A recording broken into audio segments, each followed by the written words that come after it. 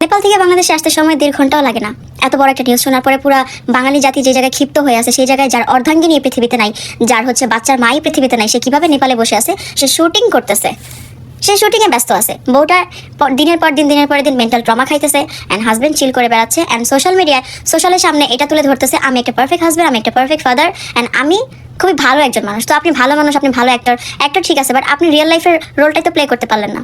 আপনি কত একটা অক্ষম একটা মানুষ যে আপনার ওয়াইফ আপনার এই মেন্টাল টর্চার, শুধু ওই যে একটা কথা আছে না যে হাত দিয়ে মারবো না ভাত দিয়ে মারবো, আপনি হাত দিয়ে মারেন না, আপনি এই জায়গায় মারছেন যে জিনিসটা নিতে পারে না। প্রত্যেকটা মানুষ সবাই এক ধরনের মেন্টালিটি, সবাই এক ধরনের শক্তি নিয়ে থাকে না, সবাই পারে না।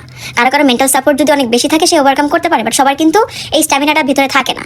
তো ইকরা আপু পারে নাই, উনি ওনার জীবনটা ত্যাগ করে দিয়েছে। উনি ভাবছে যে আমি আমার এই প্রেশার নেওয়ার থেকে আমি দুনিয়া ত্যাগ করে দিলেই হয়তো ভালো থাকি।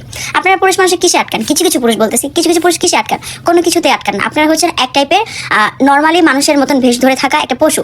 আপনারা হচ্ছে নার্সিসিস্টের সেই লেভেল, চূড়ান্ত লেভেলের মানুষ, যারা কিনা বিয়ের আগে গার্লফ্রেন্ডের পা চাটে না পারে, পা চেটে খেয়ে ফেলে, আর যখন সেই মানুষটা ঘরের বউ হয়ে যায় তখন তাকে একটা সার্টিফিকেট লাগায় যে সে আমার একটা সার্টিফিকেট, ইয়েস সে আমার বউ। তারপরে তাকে বছরকে বছর একটা করে বাচ্চা ধরাই দিবেন, 1 বছর 2 বছর পর বাচ্চা ধরাই দিবেন যে তুমি আমার বাচ্চা পয়দা করার মেশিন, অ্যান্ড আমি বাইরে রঙ্গলীলা করে বেড়াবো, এতে তোমার কিছু যায় আসে না। প্রথমে বউ এত ভালো লাগে, এত বছরের সম্পর্ক, এত প্রেমের সম্পর্ক থেকে বিয়ের সম্পর্ক, বাচ্চা কাচ্চা হওয়া, এতটা গভীর সম্পর্ক হওয়ার পর এখন বউ ভালো লাগে না। আপনাদের কি ভালো লাগে? আপনাদের ঘরে বউ হয়ে গেলে ওই বউ বাদে যদি একটা কাজের লোক থাকে না, তাদেরকে আপনার কাছে ভালো লাগে। আপনারা এইরকম টাইপের মানুষ, অ্যান্ড এই টাইপের পুরুষগুলা জীবনেও মেয়ে মানুষের কদর তো বুঝবে না, এদের জীবনে বিয়ে করা উচিত না।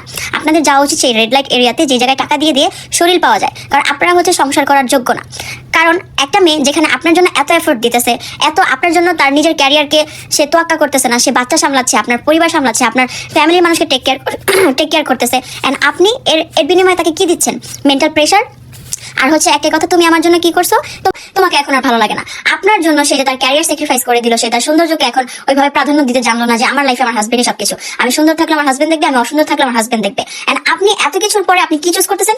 তোমাকে এখন আমার সাথে যায় না, তুমি এখন আমার সাথে তোমার ক্যাপেবল না, এন্ড আমার এর থেকে বেটার কাউকে দরকার, আমার বেটার কাউকে লাগবে। তাহলে এত বছর কি নাটক কি ভনিতা করতে আসছেন বা ভনিতা করছেন?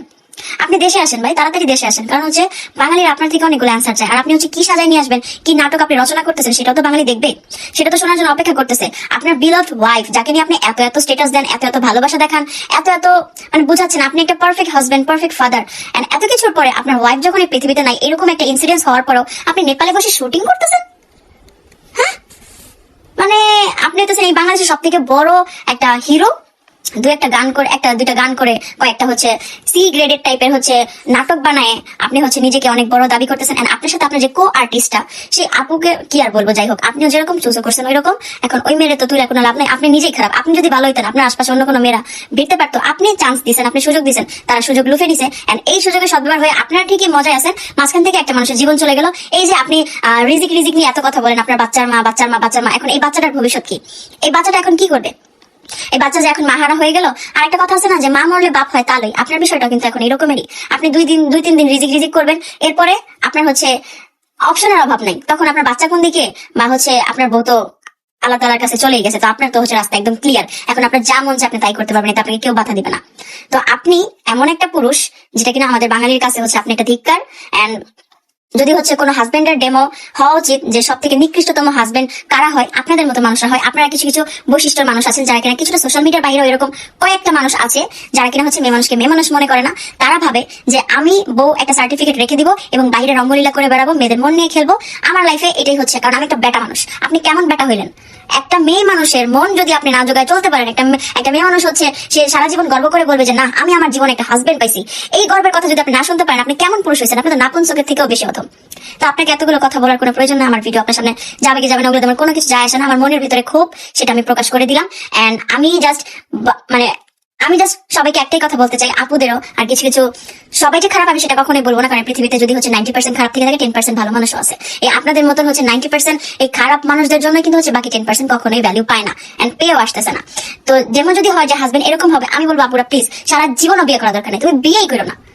এরকম পুরুষদের কি করা